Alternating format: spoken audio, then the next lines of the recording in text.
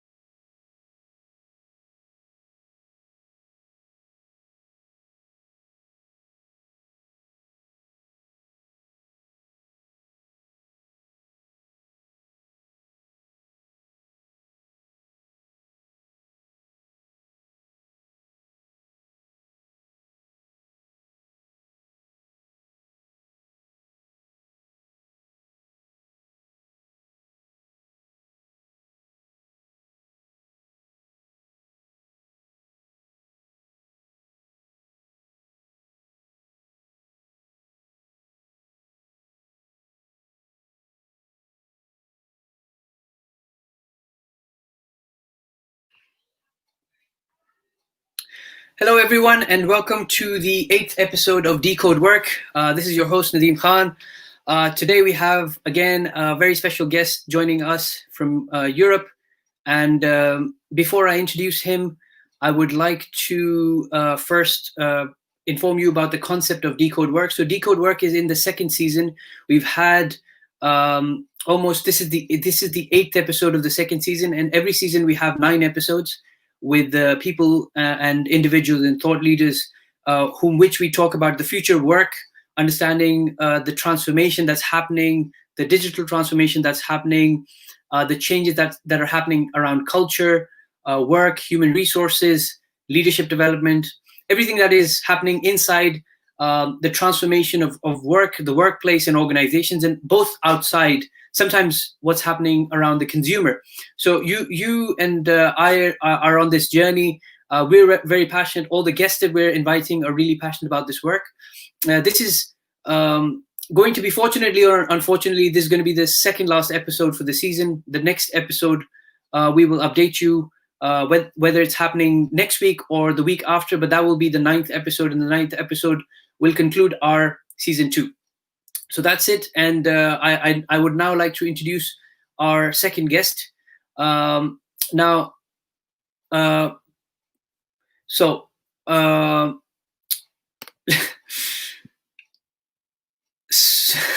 okay, if I can pronounce this name right, Soumyasanto is an advisor and leader in workforce transformation, technologies, transformation, and analytics. He has over 17 years of experience in this aspiring area, together with HRIS implementations, digital HR strategy and transformation, using the use of technologies, research, and thought leadership across North America, Europe, and the Asia Pacific for large and medium-sized enterprises and organizations.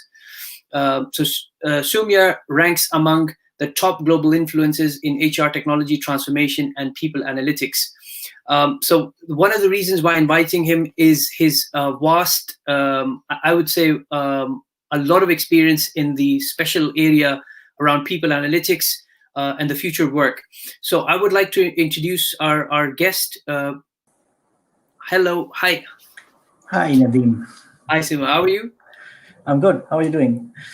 I'm great. I'm sorry. Can you let us know how do we pronounce your full name? Yeah, so you can call me Soumya. That's the easy way, and that's how, like, it's an Indian name, which is, I'm from the east of India, and that's a common Indian name, Soumya. My full name is Soumyasanto Sen, but yeah, most of my friends and people call me Soumya. Great. At least I tried to pronounce the first name, because I've been the slip of tongue. I didn't want to pronounce it the wrong way, that was. How are things where you're currently located in Europe? How are things there? I'm based in Frankfurt, Germany. So things are better in Germany for last many months, actually. Like Germany have really come over with the COVID things. But last few weeks, I think the numbers are increasing. And due to the vacation period, people are traveling and coming back, and yeah, the number getting increased. So hopefully it will not go beyond this scale. Otherwise, it will be a big trouble. But hopefully it will be under control. Yeah. Amazing. So we are going to talk a lot around digital transformation, the future of work, sustainability, something that we're both passionate about. we have a couple of people joining us. Thank you for the people who are currently joining us. Please, if you have any questions around the way that this is structured, is we have a 30-minute session. In that 30 minutes, we'll have 20 minutes of our discussion, just me and you, and then we open the floor to any questions that we have. Okay, so we're going to talk about your book, how it came out, your journey, your transformation journey, what you've learned, and the kind of speaking engagements that you have across the globe. What is the trend around what's happening in work? So could you take us around, how did you end up where you are today? What's your journey like from India to where you are today, and how did you write this amazing book? That if you can briefly talk a bit about that, and obviously your passion, your purpose around writing the book. I think we have a similar journey. Both of us started writing, and that's how that passion drove us towards writing a book. Yours would be obviously your journey or your experiences is way more than mine. So please feel free to share with our audience. Definitely. So I will give you my very brief bio. Basically, I have done my master's in computer. So I started my career in very beginning as a computer programmer. Myself development. So I spend a lot of time on technology. So that's my background. And then I moved to consulting firm IBM for a long time. So I spent with IBM on the consulting in the area of ERP and HRS implementation across the globe for a long time. So, and then I moved across to Europe. I spend my time working with some large corporations here in Europe, based in Europe, Germany especially. And definitely my focus is more on the HR technology, HR IT area. But if you see last 8 to 10 years, people things are shifting towards from the old way of working to the digitalized way of thinking, right? So all this digital work or digital transformation come into picture. So I'm part of some project in my previous organizations and of digital transformation. So and we try to understand what is it in the beginning. It's very a niche area. Now I think many of us already know, but still it's a very Yes. It is for some people. It's actually my next question is what is digital transformation? That would be my next question, but you can carry on. Yeah, that's what I'm coming around. That's what I think. When I meet people and working in that area, because I also, apart from this work, I also start writing a lot, right? Because I've seen people have a different perceptions on digital transformation, on this, thinking about this digital world, right? So how it is going around, especially in the area of HR line of business, because I think the HR is the one of the business function which started very late compared to other, especially if I compare with marketing and finance and other. HR is definitely the least starter, the last starter there. So I start to understand what are the challenges, and start to write and start to collaborate, and that's just how I build up and start speaking and writing. And I try to understand. I do a lot of research also. I've done some research with some professor, universities, some companies, startups, in my parallel to my work for last 7-8 years. And I found there are different perception and different thinking around the digital transformation on that part. And that's why I started a mission. I start with my mission. Okay, let's start with the awareness, and then maybe let's focus what is actually digital transformation could be.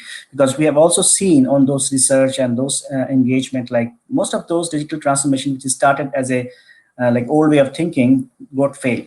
There are a lot of reports 75% to 80% digital transformation got failed, because the perception of digital transformation is not right. Yes. And that's how I started building up, and I write up, and then I ends up with also writing the book, which is also focusing on this area, which is definitely focusing majorly on HR. But this is the book is not only for HR. This is also for all the business leaders and leaders around the world, which is thinking how the digital transformation should be faced and should go on with a journey, right? And I see HR plays a very, very important role, because one of the major part of digital transformation is also the people. how the people work, how the people should behave, the change in the culture. So also creating the culture of innovation, part of new leadership. So there are a lot of several things. Also analytics and data, like, because I see like without data analytics, nothing is going to work at this point of time, because we are living in a world of data. So all those things, I try to connect the dots and end up with the book, and which has been a very good feedback so far. And I'm also trying to, apart from the book, I'm also trying to leverage my knowledge and experience to share like how the thing should work. I try to connect all those parts, like the digital part, the transformation part, and the future of work part. So we have seen like my area is a little bit versatile. Like it includes also the HR, the technology, transformation, also future of work. And but I believe, and I have seen like there are a clear connection between all of them.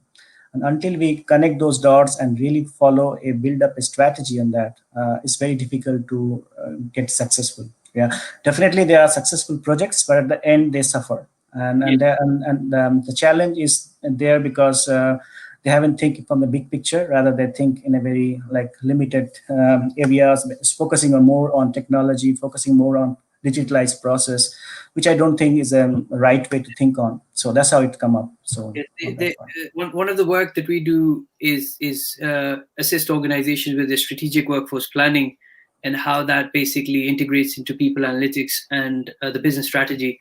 The technology is basically what we use technology as a tool, um, and that kind of bridges or leverages your workforce capability.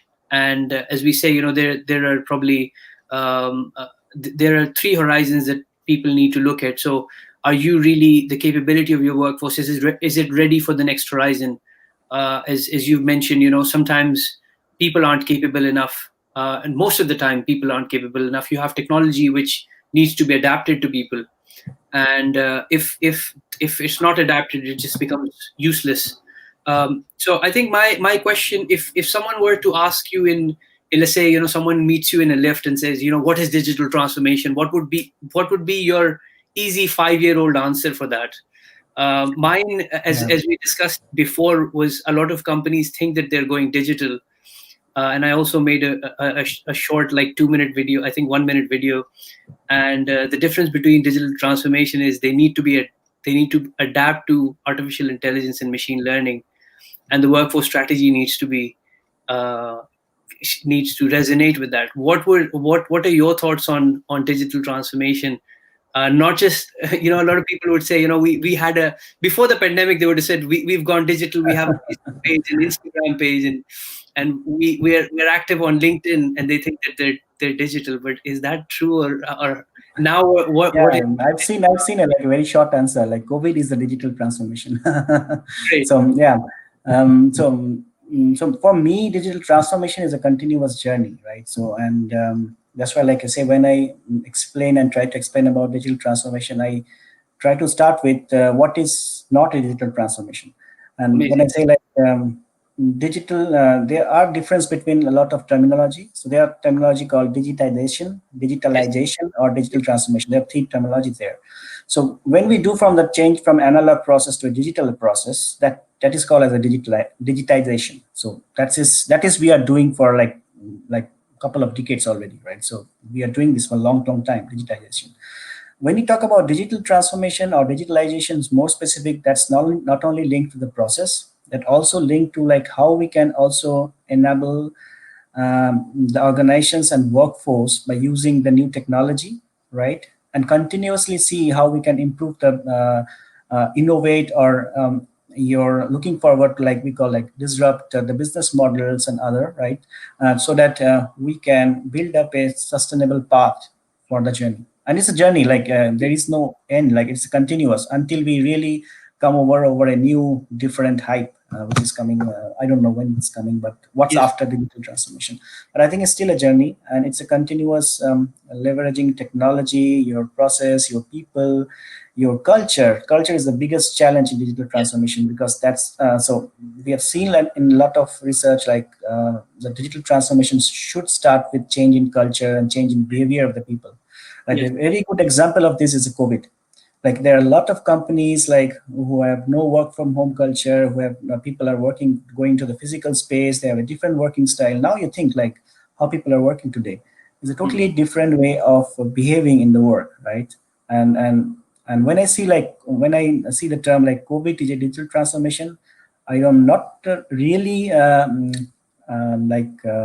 like the phrase, or I don't agree with that phrase, but I see like definitely COVID can change the behavior which is needed for the digital transformation. Yes. So I would say like that, and there's a very good example of this what we're doing today. So Yes. that's how I think and interpret. Yes, I think as probably as futurists, Dave and I both saw this coming, and we did mention one of Harvard Business Reviews in our book, and we said, systematic level disruption can happen. And fortunately, it did when when our book came out. So this wasn't anything new for us. It's just a shock for all the people that think or that are now had the assumption or have the assumption that COVID is digital transformation. The thing is that it is exactly as you're saying. It is a continuous process. It has happened from Industry 1.0 all the way to Industry 4.0 now, and capabilities. You talk about leadership capability, management capability, organizational culture, and all these other things attached to it. People analytics obviously is a tool. Going digital or technology is a tool that can get you closer to it. But obviously, now we call it, like, we used to call it machine learning, artificial intelligence. We call it whatever we want to. We want to basically reduce our time. In Industry 1.0, we've mentioned this very um, briefly in our book, but from Industry 1.0, when we had laborers, to Industry 4.0 now, we're talking about becoming more strategic. We're talking about having more time to think, and spending more time with probably our family, and more leisure time. But the COVID has actually reversed, has put us into, like, a lot of steps behind. What are you seeing will happen next? Are companies adapting to this new normal, or will we come back to the way that things were before? What are your thoughts on this? So I can see already a lot of companies are already changing their like way of working, right? So a lot of company announces like their like employees can work like lifelong, employees can work till 2 years. So a lot of companies are changing. Some of the companies are not because they are reluctant, because for them it's very new and they are not ready for this change. So we are living in a world now which is changing very fast, which we have seen like for like already 5 6 years. Like people are talking about technology is changing. You're talking about AI, machines learning. So people are putting like a lot of companies are putting investment like innovations projects on those blockchains. And there are a lot. So AI, AR, VR. So there are a lot of new things coming, and people are thinking like how we can leverage those on those business, creating new business model, new business opportunities for the organizations, but also for like how we things are changing on work. So I see like this is COVID is a good, I think, the starting point. Definitely, this is not a good thing. Definitely, a very bad for all of us, for the whole mankind. But I think for every changes in our life, even in your individual life or personal life or of work, like work life, or even for the organizations, we have to think like how we can learn from it. So I think it's a good opportunity people to learn. They can be more ready for the future such crisis, maybe pandemic, maybe some other things can come in future. So I think the organization will be much more stable and sustainable if they learn from it, and they follow a critical path or develop their roadmaps to how to build. I think the right time to put efforts on building the right strategy for the short-term goals, the long-term goal, and how these come. And I think there is a lot of already vibes coming around in the social network and also in the news. Like a lot of companies are already starting investing and thinking on digital transformation, putting like money on the digital transformation now, which is a good start. Which is already like a lot of expert and advisor are asking this for a long time, and I think COVID had initiated that, right? So it's act like a catalyst for that, I would say. So that's a good opportunity here, like to have a different model, like which company can be definitely switch between. So it's not like fully, it will be not like a fully digitalized and everything will be happen, but definitely there will be opportunity companies will definitely try to leverage to be more focused on investment on the digitalization and the transformation of their organization. So Okay. Um, we know that your book is, with the conversation, your book has three parts to it, right?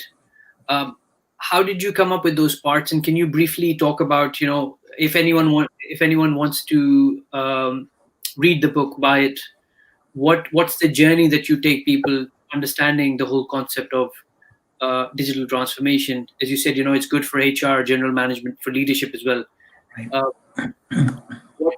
in what way have you broken down the book, and how should we be reading it? Yeah. So actually, I came across with these three phase because before this book, when I met different leaders in the conference and others, I've seen like I already told, like there are different perspective of digital transformation. I also see like a lot of people are in different phases of their journey. Some are even don't know where to start. Some are confused. Some of them are already invested a lot of money to buy new technologies, which is also not right way.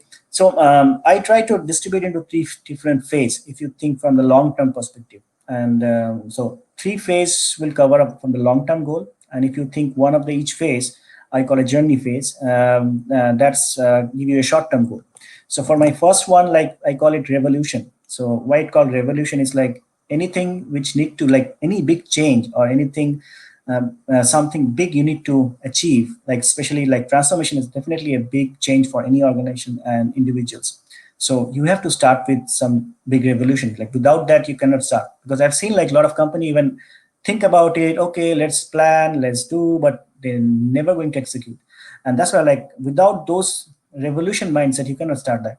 And when I talk about revolution, it's about like really need to know where are you right now. So you learn from other companies, you see like what's your plan, you see where your business is going, you see like Yeah. how much your organization is going to sustain for coming days or coming months or year. And then you try to build up the right mindset, the right digital mindset. You plan for your transformation, you see how much data you have, you build up strategy, you create your analytics which or use your data to take better decision for the future. Also, like you start with your change in culture, right? Because that's the biggest important part. And the most more than that, like very important is that before starting this revolution phase, or you really have to understand what value it generates, because there is no meaning to just following others or copy others. Rather, you have to understand your own, what makes sense for you. So ask the right questions, understand your business, understand your customer, understand your partners, Yep. your investors. So, and you create your right value proposition for you, and then you build up your model, you build up your strategy based on that. And it can include your business value, it can include your own functional efficiency, your operational efficiency, and it should be definitely around your people centric goal, right? So because in any of you, like whether it's your employees, your customers, your partners, investor, they are peoples and relationships, so you have to build up on that. So that's my the phase revolution is all about. So and when I talk about, That's the first phase, revolution. yeah, You talk about the mindset, data, strategy, business model, and culture. That right, has exactly. correct. So then we move on to the second phase.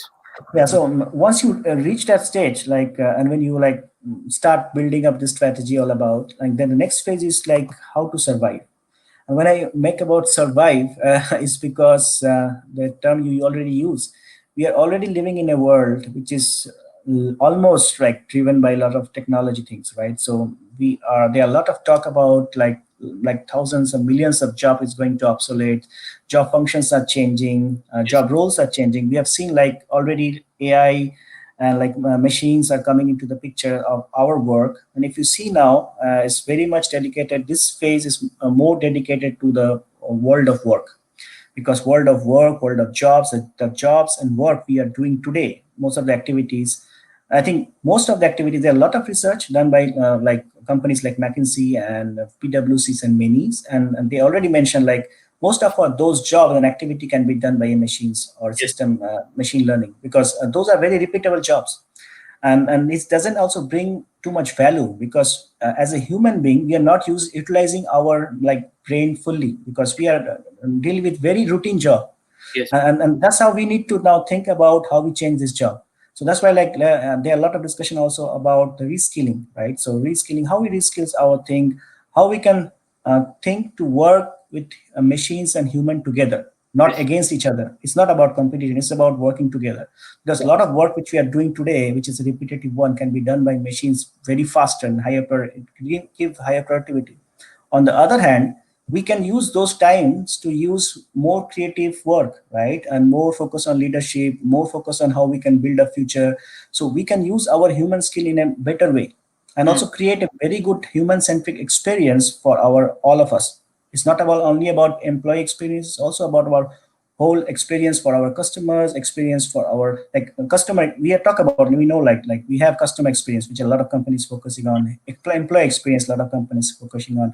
But if we talk about all together, it's like a human centric Human experience for all of centric. us. And Yes. when you talk about that, it's like leverage our human capabilities and working together with machines, not against. So that's the survival phase, right? And for this, I think most of the companies are not ready. A lot of companies are start working, but it's very difficult topic because it's also like where to go, where to understand. And I think COVID is a very good initiation point for this because we have seen like the way how we are work changing. That's why I'm discussing with you. And I see this phase now. A lot of companies can move to this phase. I can see that because of this COVID, it could be a good catalyst for that because now we can think about like which of the activities which can we do and which can be done by machines, and we can leverage those technology there. And it can be done also in a flexible work, working like when we work with like online, we can save time for the journey to the office and other. Definitely we can we also see like how we can balance with our work life balance and other thing, right? So those things definitely matter. So all those experience, human experience, employee experience, customer experience, along with working with the technology and the AI is definitely a big thing now.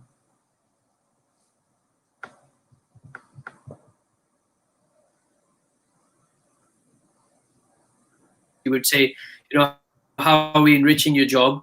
Working together with teams, being able to identify what tasks or what capabilities would be required in the future, and creating more of what you call a human-centric experience. And in our book, we call it, a people-centric experience, which gives as much focus to the customer as much as it gives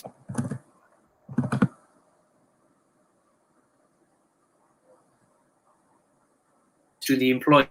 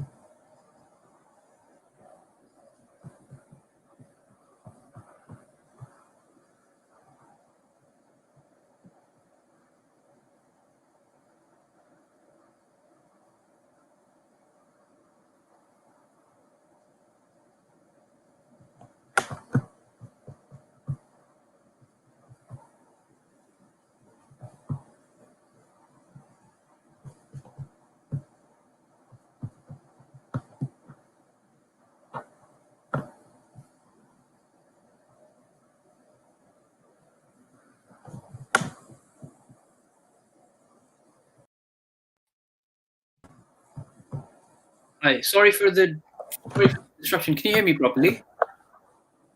Yeah, I can hear you. Yeah, we were talking about the second phase. So the first the first phase is revolution, and the second phase is survival, right? Where we talk about job enrichment, working together with teams, and creating a human-centric Yeah. experience.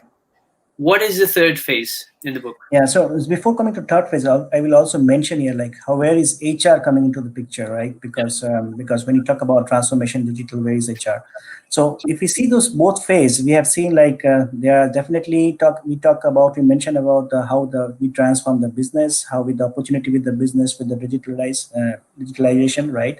We have also seen like how the people are changing their jobs, the job functions are changing, their like skills are changing, right? So talents are changing. Like Yep. talent is a big topic, right? For not only for HR, it's for all the business leaders. All the Yep. business functions cannot work without talents, Yep. right? So I think, and that's how like there is always a big vision like to put HR more on the strategic end rather than operational or transactional end, Yes. right? So we have already seen like a lot of transactional things and operational things which can usually HR used to work in the Yes. past can be now done definitely by those machines and way of like different way of working. Rather, HR can focus more on the strategic part of the business to deal with like how they drive those business from the helping talent people to place in the right place, to bring more innovation, to more digitalize, and how the changing in the job, changing in the work. And I talk about this experience, like building the experience to the customers and the right business leaders. Because when I talk about experience, there are three things: workforce, workplace, and well-being, right? Yes. The three W I call. And this is definitely a focus now. Also, we can see from the COVID, like a lot of companies are focusing on the well-being of the, and they are dealing with the like health and safety, Yes. well-being of the employees. The workplace are changing. We are working in digital workplace now. So those things are focused, and HR can definitely drive all those parts, and along with the culture change, which is definitely a huge aspect for the people. So once we reach those stage, the last stage, which I'm mentioning about the sustainability, like and as you can see, like there's a link between that. When you talk about sustainability, is like you really have to then think about the changing the organizations to from their old machine to a living system. And as the living system is more about more responsive, right? So more flexible organization model, bring innovation into the organizations. And when you talk about innovation, it's like there are different ways to bring innovation there. It's linked to the organization structure, it's linked to the culture, it's linked to the leadership. Bring diversity. Like diversity is a big starting point for the innovation, bringing innovations on that. The new way of leaderships is definitely a good point. And also like how we can also contribute to the society, because now many like organizations cannot work in silos. They are part of already a part of ecosystem, whether Yes. they're part of any sector or any functions on any area. They're part of ecosystem. They have to contribute to the society, they have to contribute to the communities and others. We have seen like we all now working in a community, we are in a form a network, Yes. and we are dealing with that, right? So these are the part where the sustainability can drive a lot of things, where and bringing a whole learning agility, which is a like a good I think the only I think answer, like continuously learning from what we are, from organizations, from individuals, from everyone, and create those different culture which can really sustainable. So we should be flexible enough to like whenever there's something big coming, we can again change our path, change our direction. So that's the long term goal. So that's how I distribute these three phases. I think definitely the third phase is definitely very difficult to achieve. There are very few companies who are in the third phase and going through it. But I think, if you think from a bigger picture, I think it makes sense. So So and that's how we so can the first transform. phase. So you're saying is the company goes through the three phases. The first is revolution. The second is survival, and the third is sustainability. Yeah, Have I got them right, right? I got them right. right, Yes. exactly. And sustainability is where you're looking at the workforce, the workplace, and the well-being. They're interconnected together. They're agile. You're talking about innovation. You're talking about diversity, Exactly. new ways of working, um, having new leadership skills, learning agility, and you're talking about the whole concept of, as you say, digital transformation, which you've mentioned Yeah, earlier. so you have to work in ecosystem world, right? You Working cannot in work the alone. working in the Even ecosystem. individual, you can even as an individual you cannot work alone. As a organization, you cannot work alone. You have to Yes, be part of ecosystem. You have to build communities. You have to communities. contribute to the communities. You have to contribute to society, and that's how you have to link your organizations, individuals again with the whole society together. That's how we can bring sustainability. Amazing, amazing. It has been, amazing thought thought-provoking insights that you've given, and very much resonate with the work that we do. Community of practice is something that I constantly talk about, that this is how the future of work will work. Obviously we are now in those in, I would say, digital communities, and that's how organizations need to look at how to grow, how to upskill their workforce, how to become more agile. And as you know, one of our previous speakers has said, you need to break those structures, those hierarchical structures, and become more embryonic in nature, for people to be able to remove those, the Right. communication barriers and the gaps that we have in larger organizations. Right. Cisco is a Right. good example of such an organization, and we're seeing other, organizations. One of the examples that we give is in some of the examples that we give through the case studies in our book as well, which organizations Yeah. are now following more of an agile structure. So the agile workforce and the learning communities and being more agile comes through, adapting to all these innovative techniques through technology, as you've mentioned. Technology is that Right. tool we can leverage. Yeah. I'd like to ask the audience if they have any questions. Please feel free to ask, um, and then hopefully we will have some questions, and then we will wrap it I up. can see one question from Dick Jonah, which Jonka, so which I Yeah. already answered, like where HR can definitely contribute to the transformation, digital transformation for the business. I explained, right? So like people or talent are part or the center of digital transformation, right? And HR is one of them, the function which is take care of the people and talent, right? So if HR can move to a strategic direction, right? They can use more data analytics to take decision on the people and the talent. I think that could be a good direction to start with, to supplement digital transformation for the whole organization.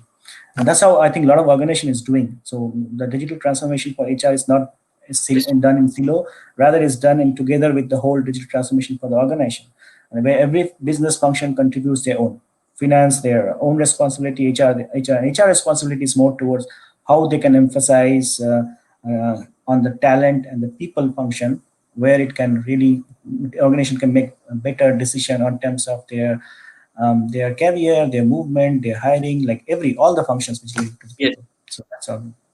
I think something else that you've mentioned, I just like to reiterate it, and we've also found from our research and the way that we have been looking at HR, is that we need to look at HR as a strategic function, which is far superior to the operations that has already been happening.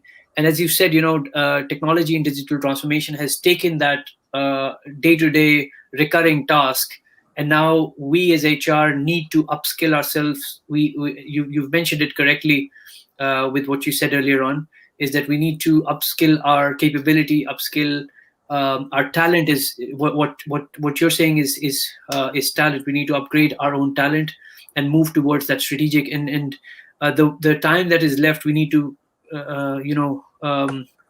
be more creative, be more strategic, and help the business grow. So I think Absolutely. you said that very nicely. Soumya, it's been an honor to have you on our program. Thank you so much for your time. Thank And you. And again, like I want to say, like to other all of you, like if you're interested, you can buy this book. amazing. Though it's a digital HR strategy, but I would like I explain, like I try to explain with like how the transformation, like based on journey, and how can you can face those journey, how can build roadmap, how can build strategy on that. So I try to explain there, and where is HR changing here.